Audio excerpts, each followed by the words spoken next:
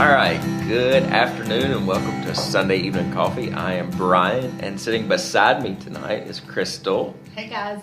And across the table, not in the kitty corner, the kitty table, They have a mic. Jennifer and Jason.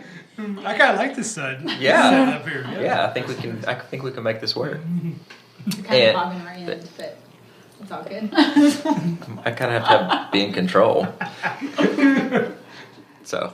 That's his personality. Y'all didn't say hi. Jennifer didn't say anything. Hello. Okay, there you go. And special guest tonight, we have Paul and Jennifer Brooks. That's Jason's sister and brother-in-law. So they're in town, and we decided to have them over and hear their stories. So you guys say hello to the folks. Hello. Hello, folks. Howdy.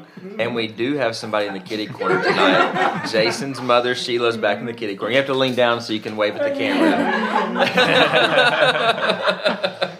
If we get out of hand, she will straighten us out. Yes. So. She's already questioned our southern hospitality. I don't think she questioned our southern hospitality. Yeah. I am pretty sure it was right there. So tonight we have a couple different coffees that we're doing. We actually we have a pour over coffee, and it is the Congo Kivu. I always say that wrong every time I say it. It's hard to say. It is. It is. It's a lot of vowels in there. Yeah. There's O's and I's and U's, and it's just a lot going For on. New Year's Day, Yeah. that's a little too much. New Year's Day. We're eating healthy. Not so much. So Crystal did not bake any cookies, but fortunately we do have some Christmas treats there. So Yes. Fudge is delicious. fudge But and it's only a few days past Christmas, so they should still be fine. that's right. Super fresh. Still fresh. Yep. Yeah. So so we're excited you guys are here and in town and can come Thanks. over and Yeah. hang out with us. And I'll be honest, we have no clue what your story is, so it's kind of exciting that we don't have a clue and we can just walk through it and get to know who you are. We really don't know you guys at all, so it's awesome to sit down with you and to kind of hear your story firsthand at the same time that everybody listening can hear it. So just dive in. And you can say anything you want to about Jason. I'm turned on. I might throw a story or two in there. That's There right. you go. Go for it. We'll just pretend like your mom's not here either. So whatever you need to say, just feel free. There you go. So no, tell us a little bit about you guys. And how you met. Oh, That's and how all you, met. babe. You want me to start? Sure. Okay. Well, we're from Indiana, just outside of Chicago. That's where I was born and raised. Paul was born and raised in upstate New York. Yep. And Hoosier by transplant. He came to our area for school for college, and once he was finished with school, he decided to stay in the area. Lucky for me, he didn't go back home or anything. So I got to throw this in. Northwest Indiana is considered the armpit of the United States. That's what they call it. I learned that moving there. And Or the region. the region. the region, Yep. yes. Christmas story. So we feel it. right at home with the Yep. lamp leg over Yes, there yep. when we walked in the Good old dorm. Over baby steel mill country. Yes. That's Next right. to baby Jesus, we got the lamp leg. But it's good. I liked it enough to stay. So yeah. Home of Michael Jackson. Indeed. Yeah. Murder capital of the And country. the murder And the capital. murder. Hey. Is that where Gary, Indiana? Yeah. Indeed. Yes. Yes, ma'am. That's where my grandmother's family was from. Gary, I used to go there I'm sorry. when I was little. Right? So I have vague memories of Gary. No, it's cool. And being scared. I'm being Yeah, scared. we get told, don't go outside. Yeah. Right. It's really not that close to us, but it is the same county. It's like over there. Yeah, it's North Lake County. We're South Lake County. Yeah. Anyway. You know. Yeah. Anyway, carry on. But Paul and I first met each other at a praise and worship night. It was a young adult kind of collaboration worship night at a church nearby. A church that at the time I don't think either one of us were attending, but I was part of the young adult group. And Paul was invited by a friend, and the friend was a mutual friend of ours. And so we met each other that night. But I was starting to date somebody else, so he called me a couple times, but nothing really happened at that time because I was interested in somebody else and ended up getting engaged. And Here in the South, we call that second fiddle. second fiddle, wow. Or also hind tit. Or sloppy seconds. Or something. I don't know. I don't think that's praise and worship night. That's a different night. Yeah, right. Are we blushing? Like, I'm just getting started already, turning around. It's in this coffee. It's Irish coffee. I'm just kidding. It's not. It ought to be. Clarify. Okay, go ahead. Anyway, I ended up getting engaged to that other guy and broke it off just a couple months before the wedding. And it was maybe 3 months after that. It was in August. And in November, very beginning of November of that year, this was 2003, we had a family wedding to go to. And Paul was there. I also knew the people get married. Yep. Yeah. And I knew he was going to be there. Just to throw it in, Paul, you don't know, but Paul has a lot of tattoos. And this was a family friend, so my parents were going, and we were in the car on the way there. And I said, I wonder if that Paul guy is going to be there. And my dad's like, who? And I said, remember that guy I told you about? And he has all the tattoos. And my dad's like, oh, no tattoos. That's it. But I was like, yeah, the last couple of guys have been complete jerks, and they did not have one tattoo. So I don't think that really matters, Dad. But anyway. Levitical law. Right. We saw each other at the wedding, but did not speak to each other. I walked up to She would have. try to talk to him. He was talking to another guy that we knew, and he walked away. I'm bashful. And so I was like, well, I messed up. That's what happens there. Yeah. Lost my chance with him. But anyway, I had a Sounds week. like a Mickey of a Hallmark movie. Yeah, kind of. Sometimes you got to play hard to get. You know, you got to be cool. Absolutely. You got to be cool. That's a tip for all you wannabes, upstarts out there. Yep. Just play cool. Probably a couple weeks after that, he started calling me. But I was that week he had called me, leaving for a month for a mission trip to Thailand. And then came home. I left right before Thanksgiving, came home right before Christmas. And when I came home, he was gone visiting family for the holidays and came home. And our first date was New Year's Eve of that year. Yep. And then we were married the following November. So So how long ago has that been? 11 years that we've been 11 married. years. 12 years last night from our first date. There you go. Yeah. He took me to church on our first date. You know, we had to keep it real, so. Brought in the new year at church. Yep. It's a good way to start. I was going to say, keep Jesus. Exactly. So. It was one of them churches where they hold hands during prayer. Yeah, that's It was a little awkward. Sweaty. Yeah, a little. Yeah, probably. I really remember that part. Yeah. man. So you had been engaged before. Had you been engaged or married or anything before? No. Pretty much just a bachelor. Yeah. Living the bachelor life, yeah. Getting tattoos. Pretty much. Yeah. Yeah. So how many tattoos do you have? I got a couple sleeves, one on my chest, one on my leg. Nice. Nothing too crazy. Just a couple sleeves. It's It's like one big one. It's one that covers It's like a shirt. No, not really. Couple sleeves. How many Nope. sleeves do you have? Yeah. How many arms? Yeah. Couple sleeves, boom. That's it. 2 or 3. That's funny. So were I you like were you tattoos. raised in church? I was raised in church in a very, traditional style, type church. It's Baptist church. Baptist, so. yeah. Yep. HCA. Yep. Yeah. Fundamental, independent. Yeah. It's all that good stuff. Yeah. Yeah. Yeah. So. It's good. You were raised in And you were raised in church. I was Your raised in dad's a church, pastor, but a right? very different type of background in Assembly of God, so Pentecostal. Pretty conservative still, but obviously, women could wear pants and we could go to the movies and, I don't know, different things like that. Could wear ear bobs. Earrings. Yeah. So you were raised where you didn't do any of that? Pretty much. No movies. So when you No all dancing. dated, what did you do? Oh, I'd already. He had already left. Yeah. I kind of. Yeah, tattoos. I was living on my own, and no, it's cool. Just piecing a story together. By the grace of God, he, after a little bit of time away from the Lord and out of church, found his way back into church and more of a non-denominational type Right. church. Definitely, the Lord put some good guys in my life who just kind of loved on me, and just kind of brought me around, and guy from work and people from outside of work. So it's just kind of cool how that all works out. Yeah, for sure. Yeah, just people showed me what it really meant to, just you felt like you belonged, and people, and that just kind of showed me the love of God. So that was cool. I think it's neat that you two are from 2 different states and you had mutual friends though, and you kept kind of popping up. Yeah. In your life. Definitely. When we first started talking to each other because of who he worked with and some church connections and stuff, we actually knew a lot of mutual people. Yep. Which was kind of crazy. We had no idea. The company I work for, the owners are really neat people. They're Christian, family-owned kind of company, and I've been there for 16 years. Oh, wow.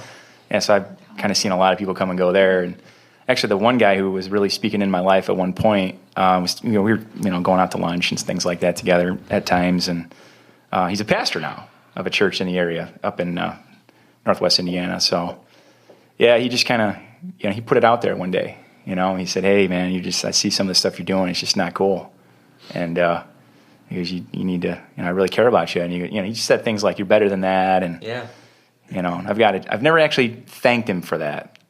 But I have shared that story with some of his other family members. Like, man, I just really appreciate him. One of these days, I'll get the guts to go and thank him.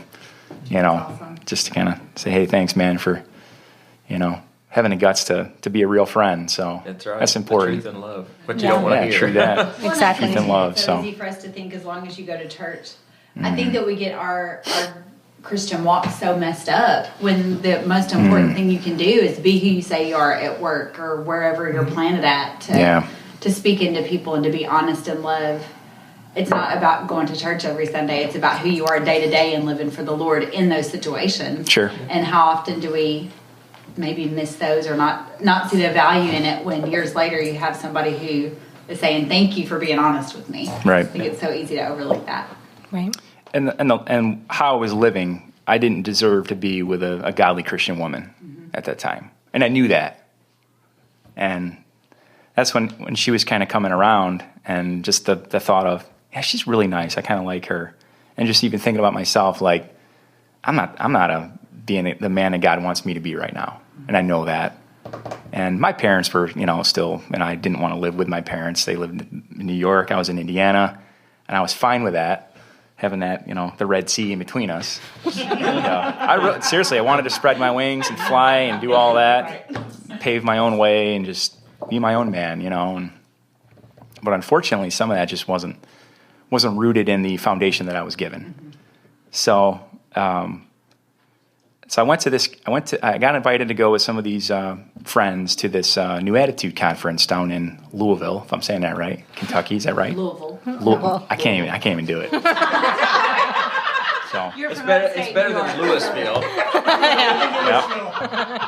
There's a Louisville, Texas. Yeah. Say it like it's LOOH. I can't do it. Lolo. So anyway, the city that's always under construction. My goodness. That's another term. And there are areas you don't want your car to break down. I believe it. So anyway, we went to this New Attitude conference, and her and I, and she kind of had alluded to some of that in our story, that we were just kind of talking. She was away on a missions trip, and I was seeing some family in Colorado for Christmas. We spent a week there, and we emailed a little bit, and when I came back, we had our first date. Then immediately I went to this New Attitude conference, which was with Joshua Harris, author of I Kissed Dating Goodbye. Right? Yeah. So she's thinking This like... started on January 1st. January 1st. Yeah, so I left for like several days and went to this conference. When I got back from that conference, I was just pumped up in the Lord. But I felt like I was given a green light. Just from a lot of the things that I had heard, experienced, some of the conversations. We broke into like small groups at this convention, and all this kind of stuff. And I just felt like there was a green light. And I prayed about it a lot. I was really trying to be a man of God at that point. Like God wants me to be a certain way, and I know that's how I need to be. Not up my game, but live right and do right, and have that relationship with the Lord. Because how can I truly love a woman? How a woman needs to be loved if I'm not in love with Jesus Christ, how I ought to be. That's how I felt. So I started reading his books, and they were nothing like Kiss Dating Goodbye or anything like that. It was like. It was the opposite of that. Yeah. It affirmed a lot of the things that, it's so funny you have affirmations in your life from different places, different people. So everything was pointing towards get to know her more. And like that cheesy little triangle, where God's at the top and the two people are at the bottom, and the closer you get to God, the closer to one another. It's kind of cliche, but it was true. Yeah, that was true for us. So, yeah, so as she had said, we dated for how long? 5 months? We're 6 engaged in 6 months and married in 5. So within 11 months, we were married. So did you all know after that first date that it was going to be more than just casual dating? Oh, yeah. She's like, I had to dress. She's like, oh, yeah. Well, I knew that it was more than just casual dating. And by that point, we had, even before our first date, we had spent basically a month of either talking on the phone or emailing. So we had already known each other pretty well. Long conversations. Like 5-hour conversations, 4-hour conversations. 4 and 5 in the I morning. love you more. No, you haven't. No. Yeah. We actually didn't use the L word till a few months later. That's true. Well, when you talk to somebody, when you're trying to find, God's perfect mate, if you want to call it that way, for your life, and all the chick flicks call it destiny and fate and all that, but anyway, it's like, when you talk to this person, like, this person has some substance, and you can appreciate that, and you want to dig deeper, and you want to find out, you want to discover that person, and that's how it was for us, and the love keeps growing and growing till here we are. So praise God for all that. Yeah. So you guys have kids? We do. We have 3 kids. Zack came along, about 4 months after we were married that we got pregnant. Just the following December is when our oldest was born. He just turned 10. Yep. 2 days ago. So, of course, children brings a whole new dynamic to marriage. Yeah. Yep. Well, even just that first year or 2 of marriage was pretty rough. I know they say like the first couple of years are the hardest, and that was very true. I had never heard that. I heard they were like the honeymoon phase. I think maybe the first couple months are, but then after that, like before we were married, we hadn't had an argument or anything like that. Like it was all beautiful. I never broke wind. Things like that. Yeah, boy. Y'all didn't argue because everybody lies while they're dating. You have to be like the best version of yourself. Picture perfect, right? You're selling yourself. So that's true. And that's pretty quick to get pregnant. I mean, that's a whole new dynamic thrown in off the bat, so to speak. So Yeah. Yeah. Yeah. A lot of emotions and hormones going on with me during, pregnancy time and all of I that. never thought about that, yeah. That's a good point. But just that adjustment of bringing 2 different people and 2 lives together and what that means. And he was used to living on his own and coming home and doing whatever he wanted after work. And I was like, no, I'm here. Spend time with me. Yep. And I got to throw this out there. It sounds like I'm plugging like some of these guys' books, but okay, so I'll plug away. So the 5 love languages, right? It's pretty well known now. Gary Chapman and all that. When we were pretty seriously dating, she, that book got tossed in my direction, and I'm like, what is, I think we were engaged. I think, I fancy myself a man's man at times. And I'm like, what is this? Like, okay, what am I? It has like a pink card on the front. Right? Like, what am I getting into here? This 5 love languages. This is some, female get in touch with your inner wuss, And I'm like, oh, man. Back then, you had no idea what Hallmark channel was. Yeah, right. So, she threw that book my direction, and I tell you what, guys, we can learn a lot from our wives and spouses and such. That book was transformational. Yeah. Figuring out how you tick, figuring out who you are, how you give and receive love, and if you really want to have a successful relationship, you got to figure out how to bring 2 people together, and it's like your love might be English, her love might be Chinese, and we better learn to speak Chinese if that's what it's going to take and be successful. So that was it. Like her love language is quality time, and mine's not. Right.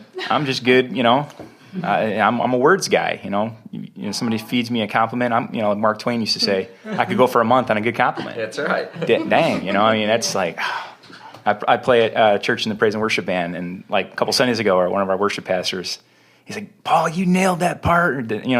He complimented in front of the whole band. It was like, I'm all blushing. I'm like, oh my God. Stop. Like, bring it on. I need you to say that again, I'm gonna record it. Yeah. I'm gonna go show that to my wife. That's him. He's words of affirmation. Yep. I'm not. In Oh, fact, it's the Wednesday, worst. what is today? Friday? Wednesday. Yep. The holidays are a little stressful, and we are getting ready to be grandparents, and our daughter's far away, and there's lots of stuff going on. Yeah. Her work's stressful, and so she's been abnormally foul. And so she was in here. Yeah. So she was in here working on something. I said, "Hey, my love tank is empty." Interesting. I'm like, we'll go to Kroger's and buy some and put some in it. Nice. Not really. I didn't really say that. So, yeah. And she good. acknowledged that. It took a couple hours, and she was like, "I'm really sorry." And so we have that relationship to be open to go, "Hey, you know what? I really need this a lot, and you're not doing it, so Right. fake it." Help me out here. Well, he can tell, certainly. I usually don't have to say anything, but, just kind of put off being emotional. And all it takes is a hug and I'm good, I actually read one of those Facebook memes the other day, and it was like, I don't need therapy. I need to cuddle with my husband. Yeah. Like, that is my, therapy. Like, I just need to know that he's there. And Yeah. he's got to remember that. And he's pretty good about it, but by nature, he's not a cuddler. So are you But good? he's Are you got good a with lot your words of affirmation? I try to be. Yeah, I mean, it's a work. It's not perfect. Nobody's perfect. But I try to be very careful. I try to be encouraging. And also with words, not only is it the positive, it's also taking the negative even that much more. And so just watching my words and watching my tone not a big of challenge. how things come across. And Right. so I try to be, and I also try to be encouraging and just send him little text messages during the day She and does. things like that, and just let him know how much I appreciate him and how hard he works for our family and all that. So, That's huge. It Yeah. is. And it's amazing too, from another words guy. It's amazing when you can take a step back and know that you're not getting that, and be able to process that, and you can say, I know I feel this way because I don't have this, and this is why I feel this way, and it's not that she's intentionally doing that. So that's a tough Rather thing to than do. letting it fester and become an issue when it can Right. be solved like that. Right. Yeah. Yeah. you said something really good. Like sometimes, it's when you get frustrated with each other or annoyed by each other, it's realizing they're not doing it on purpose. Yeah. It's not vindictive. We just, all tick differently, and That's maybe right. sometimes don't even realize what we're doing and the differences between us. But I think learning those, like we're still learning those about each other. And we were It's a just lifelong process. It is. talking about that, and we've had a lot of books and different things speak into our lives to help us along the way, but we still want to learn more about marriage and going through this life together. One of the things that we always talk about in life group with different life groups that we've been part of is it's so important to remove yourself from your feelings. Just take a step back and to go, I know that she loves me. She may be acting in a way that doesn't feel like love to me, but I know that she loves me. I know that her intention is not to hurt me. Right. Now, my perception is different than what her intention is because of the way that she brings that across. So I have to step out of my mind, out of my person, out of myself, and go, okay, I know that she loves me. So I'm not going to take what she said or how she said that and hold that against her. Right. I'm going to look at her heart and what her heart says, not what's coming out of her mouth. And that's hard to do. But it's so effective if you can truly do that, because it immediately takes a heightened situation and just brings it down to where it's okay. You know what? We'll figure that out. But and being okay, that's the biggest thing probably for us, is being able to say, hey, you know what? You're being foul. I don't like the way you're acting. It makes me feel this way. Stop doing it. I was like, you might want to pick another word, but It's like blowing the whistle. Foul. I say that word sometimes too, but I don't think I did that day. I love Jesus, but I cuss a little. I'm not really a cusser. No, it's from Ellen, the lady. She called. She says she drinks a little. I love Jesus, but I drink a little. Yeah. I love Jesus, but I drink a little. Sorry, we derailed for a moment. So No problem. In your 11 years, I'm sure you guys have had to face many things, and I'm sure that because of your background, with both of you growing up in Christian homes and having that support, so walk us through some things that you guys have been through that have been hard, that you had to rely on your faith and your foundation to get through. Sure. Okay. You want to start? You want me to? Which story are you going to do? To me, the biggest challenge was actually last year. Go ahead and share about that. Okay, I shall. Well, it was kind of a journey. Which story are you going to do? I was just going to maybe talk about like the hardships with our children, Oh, childbirth. You know what? Why don't you do that? Because that's like chronological. Okay. We'll back up a little bit. Back it up. Rewind. So we had Zack in December of 2005, and perfect pregnancy delivery, came a few weeks early, had him completely natural, but everything was great. He healthy little boy. Yeah.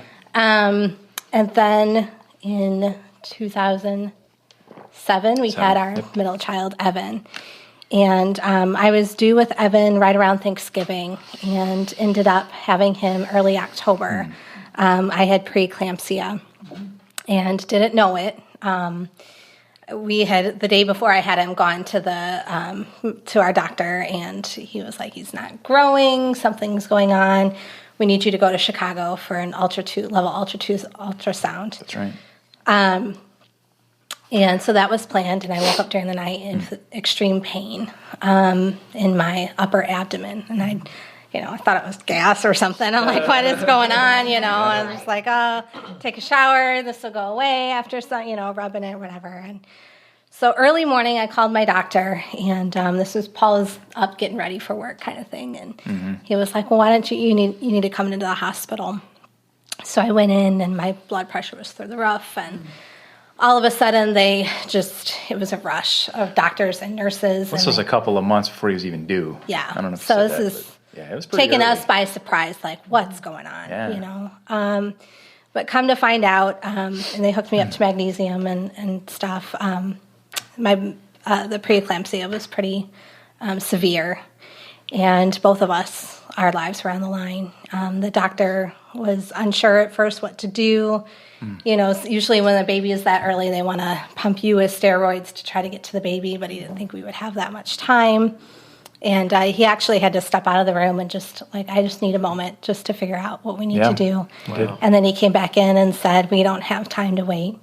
You need to go in for an emergency C-section. And I remember, of course, I'm kind of drugged up at this point, but I was out of it a little bit. But I remember just laying there thinking and praying, like, Lord, if this is my time, I'm okay with that. Just please take care of Paul and my boys, And so it was that serious, and all of my family were praying and calling, and texting and emailing everybody for prayer, and we had people literally all over the world praying for us in that moment. So anyway, I had him, and he is okay. He's a healthy 8-year-old boy. He's little still, but he spent 7 weeks in the NICU, and we were hours away from my liver bursting, and it would have killed us both if that would have happened. Is that what the pain was? Is that what you were Yes, feeling? my liver was enlarged. Yeah. Kind of need that one. Yeah. So that was an extremely difficult time, but through that time, we had peace, that God was just taking care of us every time in the NICU. The doctors were just so awesome, the doctors and nurses there. So thankful for them, but always very positive. He's a strong baby, and at the time we had a 21-month-old at home, and an amazing dad who had a schedule where he could just help out a lot and take care of him and help. So that was definitely a hardship, but we built strength through that and came out of it, and God brought us through that. And then, was it a year later? I think after that, we had a surprise pregnancy, and ended up miscarrying at 6 weeks. And so we just walked through the miscarriage, which was also very, very difficult for anybody who's gone through that. It's hard to lose a baby at any state and age, and went through a time of grief with losing that child. And then in 2010, we had our youngest, and he was also early, but I did not have preeclampsia with him. My water just broke early, and he spent 15 days in the NICU. But through each time, God brought us through each time and relied on each other and the strength. And it's not easy. Anybody who walks through preemies and having to leave them in the NICU and just being unsure. And having other children to care for at home. Yes, it was very difficult, especially with Evan, our middle child, who's there 7 weeks and having a 21 month at home that I had been with, because I have been a stay-at-home mom up until 6 months ago or so. So I was with him every single day, and so I was very, very torn between my two babies, my one in the hospital and my one at home. But our kids are awesome, little boys, love having them, and it's still kind of up for debate if we will have another one. We're always in the yes camp. They're just kids. I'm putting you on the spot, honey. I figured while we're on camera, I might as well. Do we need Right? to announce something? No announcement. When you have Easy now. That's what I say. Easy What's one now. more at this point? Just $250,000 to raise them to 18. What's one more? There are a couple of families at church that are on number 8 and 13, and they're like, once you're past 3, it's all No. It's all downhill. Yeah. Fast, rapidly down a hill, but it's downhill. That's funny. I always wanted 4, so we'll see what God has in store for our future. But I think some of those hardships also, I don't want it to play a part really in making that decision, but it's hard not to look back and not let that fear creep in of what could happen again, Yep. But just trusting that if we did, this big if we did have another baby, that God would take care of us and protect us and bring us through. Because even if you don't have a history of any of those things, you still worry about that. So I can't imagine Definitely. having walked through it and then going through it and not being fearful every single day. I would be neurotically afraid. I'd have to pray constantly, probably. Right. Yeah. So, and like I said, and Paul can take it from here, but I had pretty much been a stay-at-home mom. So we are a family on one income and have had some financial stresses through that. We do not do credit cards, so everything's by cash. And It's the only way. They do a Dave Ramsey type plan, but without the Dave Ramsey. Hey, that works. Hey, it works. yeah, we're not as good with doing the cash in the envelope. Like, you got to know yourself. If you have the cash in the envelope, we spend it more than using the debit card. Plus, you get 5% off at Target with a debit card. That's The red card. That's worth a lot, right? true. Yeah, tell me about it. I like the One more item you can stick there. That's right. One more item I didn't need. That's right, cash. So, as far as some hard, difficulties with, in our relationship together, I would say probably 90% has been, our arguments and stuff has been financial related. So As that's with a most people.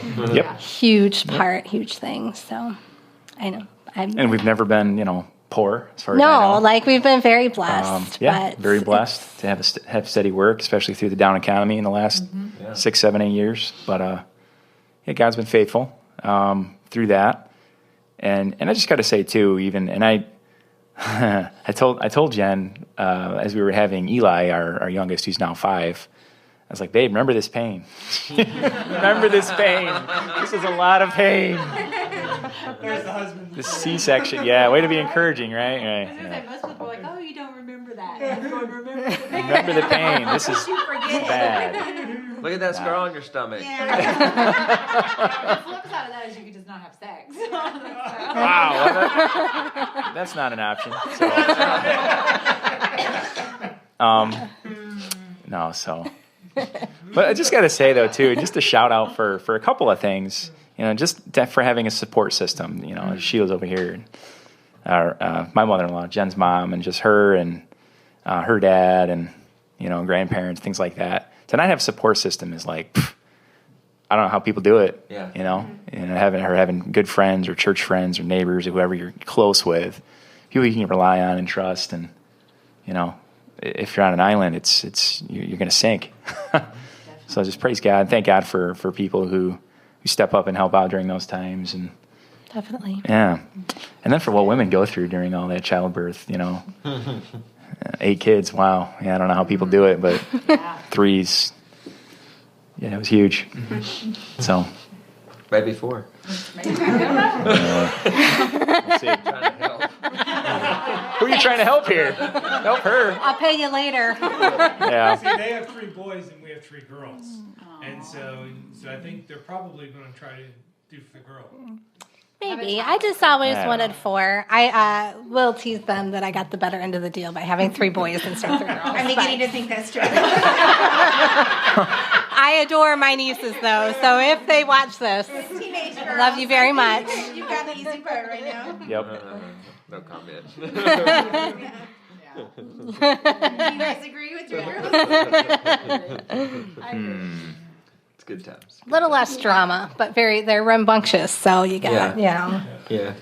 either way. But anyway, so you want to share the Yeah, last just- couple of years? Can you repeat your question again? That was a good question, the way you worded it. About what have you been through? That whole question. Yeah. Okay. I don't remember what I said, but It's good. I'll wing it. Okay. So what have you guys been through in the past? In your 11 years of marriage, that's it. Has been a struggle that you really had to fall on your foundation of your relationship with Christ to get through. Definitely. Again, I started to say, and we rewound it, so that was good. Last year, it's already 2016, but so 2014, we bought a home. And so to back it up a little bit from there, our story really goes to just a few years ago within our marriage. More so Jen, felt kind of an unrest of where we lived and kind of wanted to move. And, I just kind of put it off to, here we go again. We're bringing up this conversation, where we want to move. And It's not the first time. I always felt just like a sense of unrest, like, me being the husband and provider, things like that. I'm always like, it's never good enough. We had a small house that I had bought when I was a bachelor, and we moved, and I bought her a bigger house, a 4-bedroom, full basement, 2-bath, the whole thing, and close to work, close to church, close to family, all this kind of stuff. And I was like, I just can't win. That's those are some of my feelings. And we definitely had it out, plenty of conversations, some heated, some not, on that whole topic. And that has to do with you being a words of affirmation person. Sure. I get it. And yes. And not to stir up any, I ain't trying to stir up any, any old bad blood or anything like that, but you asked, so. Yeah, no. Stir away. I'm not Stir it you up. guys. Do it. So it finally got to the point, and through those years too was a down economy. And again, praise God that my job, a lot of people took a pay cut, went from full-time to part-time, lost benefits, lost wages. And if you're one of those, people out there that did that, God bless you. And my heart certainly goes out to you. But thankfully I did not. We just didn't, we didn't hire anybody. We didn't see any, raises, things like that. But our ownership, we hung on, and, eventually now the company's doing very well, things like that. But so that was a tough time though. But during that times when we had, we were having more kids and, things like that, and the mortgage wasn't going any. A lot of hospital bills due Hospital to bills. the, NICU stays and stuff like that. Thank goodness Yeah. for insurance. Right. But still, we paid 3 times as much as what we would with a normal delivery. So the medical insurance was going up, things like that, and it just was kind of getting to that point where we're like, all right, we need to make a decision here. And I really, really liked that house. It was that kind of thing. Like, this is our home. We had lived there. We ended up living there for 6 years, and so we had actually put it up. I against my better judgment, went ahead and gave in, and we went ahead and put it up on Craigslist. I think it was just kind of an informal, like, hey, we'll sell our house. Just kind of test the waters, put it on Craigslist, that kind of thing. And I think that was for like 3 months, and it didn't. It went nowhere. So I was like, good. Let's be done. Right. Let's be done with this whole talk, and let's just move. Let's move forward. Let's not dig into that. So she brought it up again, I think a year or two later, and we ended up listing it for 6 months with a realtor, and nothing.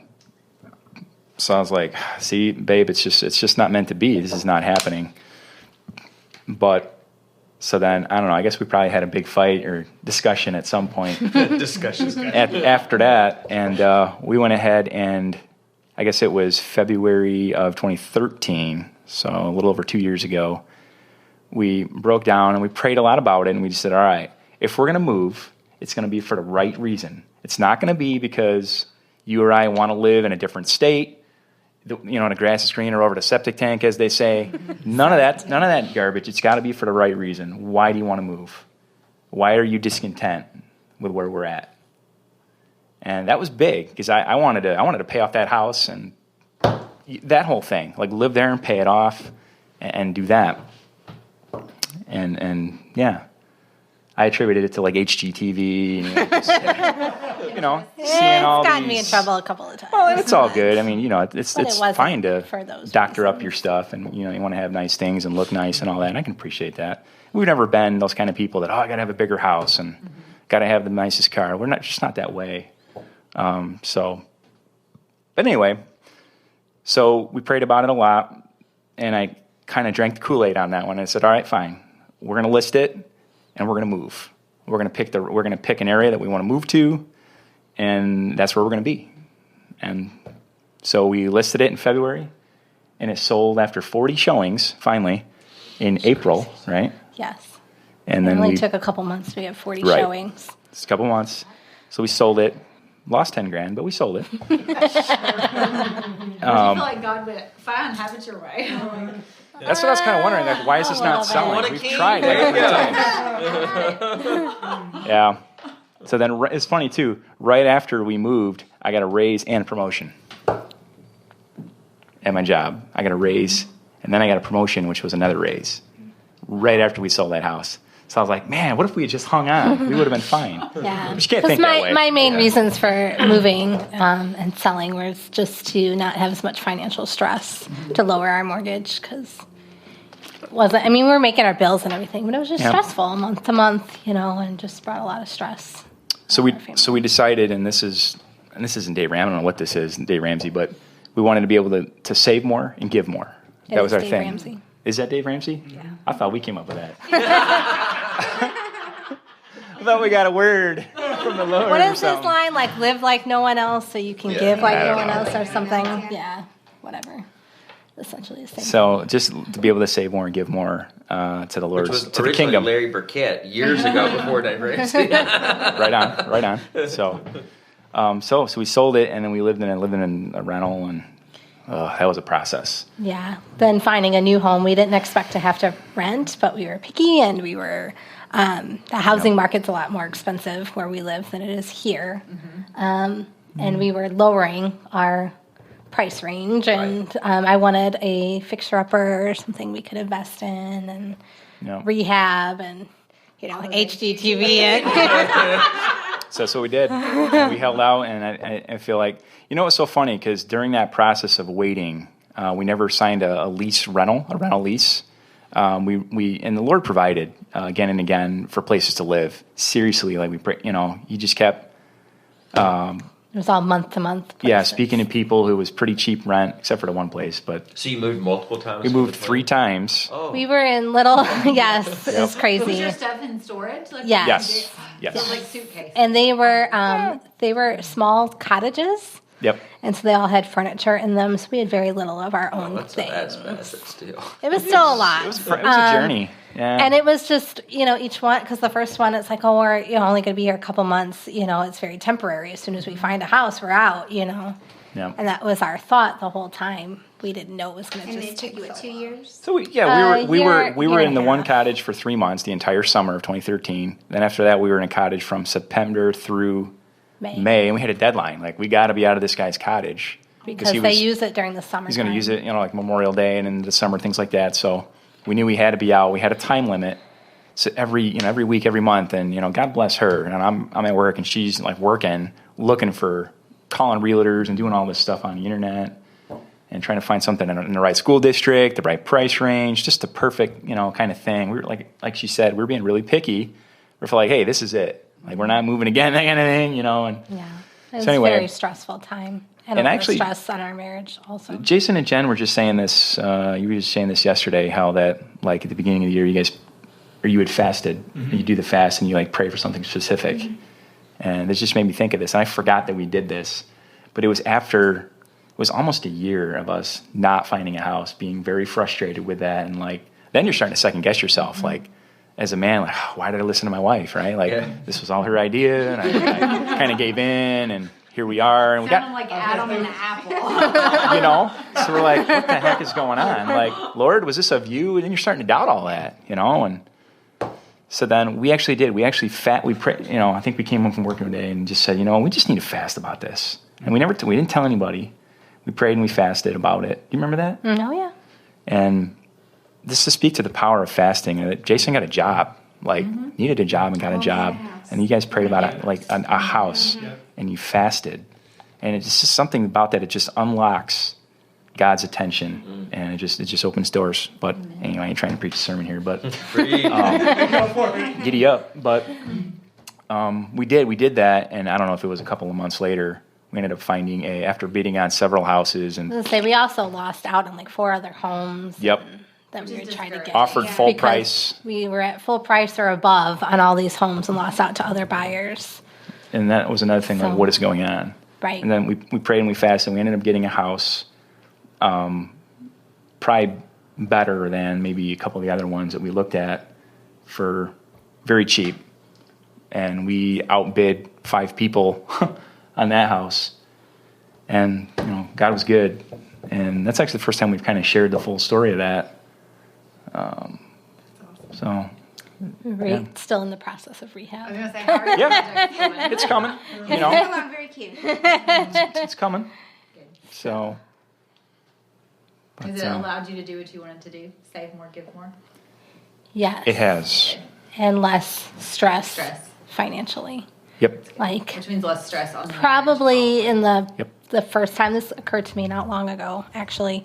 Probably the first time since we were first married before we had our oldest son when I was still working. But aside from that, in that chunk of time, this is probably the first time that we're not living like paycheck to paycheck, that there's money left over at the end, you know, and so a lot less stressful, you know. It's not perfect. Go ahead. Was it hard for you to go back to work? It was, not to totally change the subject or anything, but I took a job at our church, and they approached me about it. I was not looking to work, but I thought, well, if I'm going to start working, this would be the ideal job that I would absolutely love to do. Our youngest son he's doing preschool this year. He could have did kindergarten, but we decided to wait a year. So we worked it out to where I'm working during his preschool hours, and absolutely love working. But it was an adjustment for sure, especially through the summer. So I started towards the end of the last school year, worked this summer, right? Or beginning of the summer, maybe. Yeah. So during school hours, it's fine. But, you know, when they're at home and trying to find babysitters and stuff like that, and I'm not working full time, so I still have time to get the house clean and do laundry and get groceries and all of that too. So. And look at Pinterest for projects. Yes. You got it. Yeah. So Jason, I have a question for you. So listening to your sister and your brother-in-law talk about their marriage and the struggles and where they're at now, what's your takeaway from that? You know, there has to be some level of pride as you see where they're at in their walk and their level of faith. What I take away is, I've always known Paul as the responsible one in the money, in the financials, because he had a house prior to they're getting married. Yep. I know, they did very well on that sell of the house, and so I always look up to them in him having a strong financial standpoint, and working together, and that's something that I didn't even know. As they're talking, I didn't know how much of a struggle. I knew their house that they sold was a financial burden, but I didn't know how much of a struggle it was. Right. And so that I think is fabulous to hear that. They did it right. They saw that they were not. They were making their bills, but not putting away like they should be. and that's something that I admire, that they've taken that stand to go that step to lower the bills, so that way they can live like no one else later on. Yeah, that's right. So, That's right. yeah. That's the goal, anyway. Well, and in our society, I think that the opposite is what the world expects. You know, It's it's normal. after bigger, better. Who cares if you're maxed out? It's about the pretense of look at all that we have. So I love that you kind of went the opposite of that. You know, you recognize that it was a stressor and get rid of it. At the end of the day, a house is a house. It doesn't Right. really matter. Yeah. You know. We do live in a very dangerous time, I think, as, you know, we have obviously kids that are growing up now, and you know, you look at, I take a step back and look at my grandparents. My grandfather never had credit ever in his life. I mean, they built their house. They paid for everything in cash. They did Dave Ramsey before Dave Ramsey, Right. was around. Was even born. Yeah, exactly. And you know, they worked all their life to have small things. I mean, when my grandfather died, you know, he still lived in the house that he had been in for years, and it's not a huge house, and he didn't have a ton of material wealth. But they worked for all they had, and nowadays you have kids, as soon as they get out of high school, almost they want a brand new car, and they want to have. Right. They get married, and they want to have a 5-bedroom house, and they want to have and have and have and have, and it's not that mentality of you need to work for it and do it the way that God's laid out the plan to do. And I think it's a very dangerous time that, you know, we don't have people who are good stewards and they're good financial you know, responsibility for what they're doing with themselves. So it's an interesting thing that you were set and you had a house, and, you know, you've been responsible you know, by the time you guys were married. So Yeah, thank you. One thing that I love about hanging out with you guys is I love to see when our friends shop at Aldi, like we do. Like it makes me feel good knowing we're on the right track. Yeah. That we do. There's nothing wrong with it. Yeah, I And mean, so like, people are like, "Oh, you shop there?" And I'm like, and I love it. Right. Everything you've ever eaten in our house is from Aldi. yeah, you know the difference. You didn't No, know. right, Yeah. exactly. But I love hanging out with people who are of like mind, and it's reassuring that you're doing the right thing. Right. I agree. But when we were making that decision, you know, we were looking at our finances and our budgeting and everything, and I, at that time, felt like we lived very simplistically. You know, at the time we didn't have internet, cable. We've never had cable. You know, we didn't go out to eat a ton at that time. A little bit more now, but or recently. But things like that. You know, I'm a very frugal shopper. You know, garage sailor, resale shopper type person, and I always will be. But we felt like we didn't have much room to pull back. Like we had in everything else, we had already pulled back almost as much as we could, and we were still stressed. And so I did through the Dave Ramsey, I forget exactly where we were, but the percentage of what our mortgage was compared to our household. And it was pretty high for what, and things like, you know, different things played a part in it, like the economy at the time, where up until the year we bought our home, at that time, Paul had gotten a raise every year, and then we went several years without a raise. Thankful that he never got laid off or anything like that, but just things we weren't expected. We had more children, high hospital bills we paid off, you know, insurance increased, gas went very high at that time. Yep. You know, just different things like that all played a part in it being more stressful. And so I definitely think now, in retrospect, as far as moving, and it was tough decision, especially because we weren't on the same page for a lot of that decision making. But I think we made the right decision, or at least God has worked it out for us now. We love where we are. We love where He's put us, location-wise, and we're very close to our church, and have met some wonderful people in our new town and things like that, neighbors, stuff. That's awesome. Pretty good. Well, thank you guys for coming. What's one thing we always ask everybody? What's your number one argument or fight over? Even if it's just bickering, silly stuff, what would you say your number one argument is? What would you say it is? Have you answer first? He's like, I want to see what you say. Because you're making another one. That's right. It's been a long drive home. Finances. Yeah. In particular, in regards to saving up money for Christmas shopping.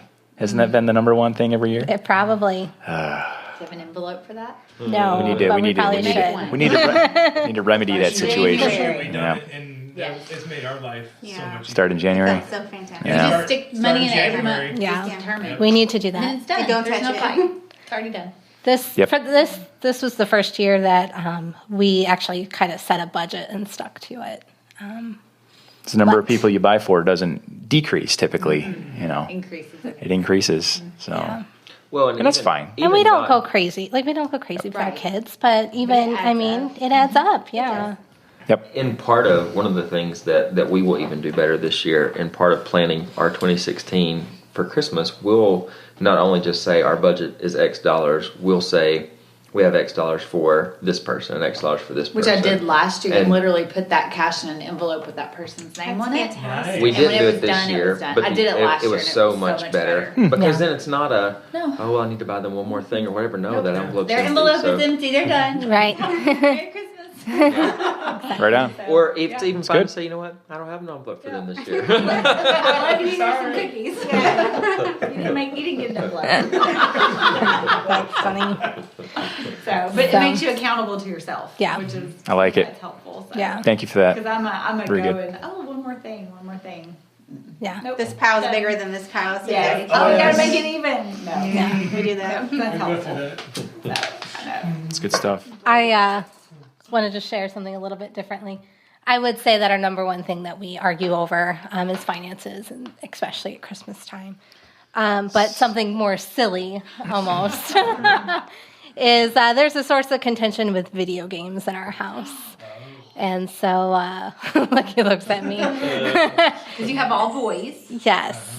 And a husband who likes to play. I do. And that started out... No. That started out when we were first married. It's gotten a lot better on his end, and I've given in a little bit more. I mean, I want him to have his hobbies and things that he likes, but it's just finding that balance and spending time Balance. together and Yep. in the family and Quality time. with That's the it. boys. Exactly. Just setting Do you those like to limits. play them at all? What do you No. play, like Halo and things like that? Or Yeah, not that specifically. That's an Xbox. I'm more of a PlayStation guy, but I yeah. think they can be fun sometimes. You get a little aggression out I like of it. Tetris, Oh, yeah. but that's it. I'm good at Tetris. Yep. But he's That was like, so white, girl. yeah, it is. Tim Hawkins. I've tried to get Jen more and more involved. Yeah, in some he's of that like, you can stuff. play with me, it's She's two-player just not game, into it. or at least come sit with me and watch. And I just, Jen's got her things too, don't you? I Jay? do, totally. Like Yeah, you do. Facebook and Hallmark, Pinterest, but Texting. Amish novels. no, that's that Jen. Well, That's not me at all, but Yeah. we all got our things. I tell everybody, I'm like, I kind of want to be Amish. So that's great. but It's hard. we Like honestly all guy- don't. It seems like every guy's got their thing. If it's not, fantasy football or, TV shows or Golf or hunting golf whatever, or hunting or you name it. Everybody's got their thing. Like this, I just want to just veg out and just go sit in my nothing box and just Mark Gunker there. Yes. amen, bro. Yeah. So just we actually just go watched chill. his videos pretty recently. Really enjoyed them. Yeah, you gotta Hilarious. gotta have balance for sure. Yeah. That's key. We actually learned a lot through his videos. Just, you know how men and women are wired differently, but man, it's just a good reminder and to understand that, like Yeah. I need his full attention. That's why he doesn't hear me. I can't talk to him when he's in the middle of a game. To respond. Right? And you can't talk to him when you're 3 rooms away washing Exactly. dishes. Yep. Yeah, like Mark Gunker, he has a crystal voice he uses when he's making fun of me. I'm like, I do not sound like that. That was good. Yeah. That was good. I've heard it enough times. Yep. How this works. How any of this work? That's good. Pictures on my wall.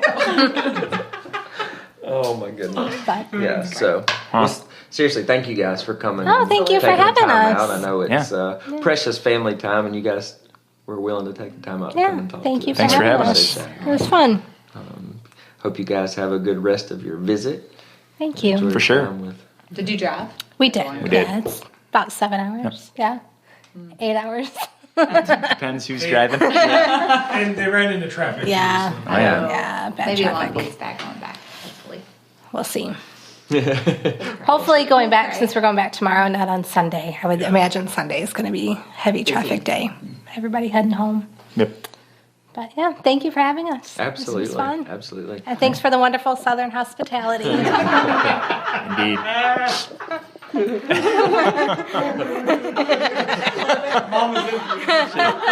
Come and get it. I'm just not going to comment. There it is. Now go get her some cream. That's fine. I'm gonna need some more too. Yeah. So you guys check us out on the website, sundayeveningcoffee.com. You can always email us at sundayeveningcoffee@gmail.com.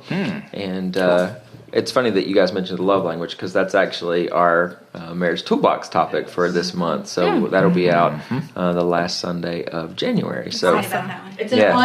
an ongoing thing. You have to constantly it is. constantly work on it. Awesome. For sure. Yeah. Totally. We've read it probably 3 or 4 times, led it in our small group. Yep. And it's a great tool to use It is, in for marriage. sure. So thanks for joining us this week. Sheila, thank you for being here at the kitty corner. Hey, and at least we know now we can work out 6 people around Yes. the table. Excellent. So Worked out very well. Good to know. now we can stop putting you guys in the kitty corner. We'll have to get a new studio Yeah, we audience. need more live audience. That's right. Applause. That's right. All right, guys. Well, have a good night, and we will talk to you later on.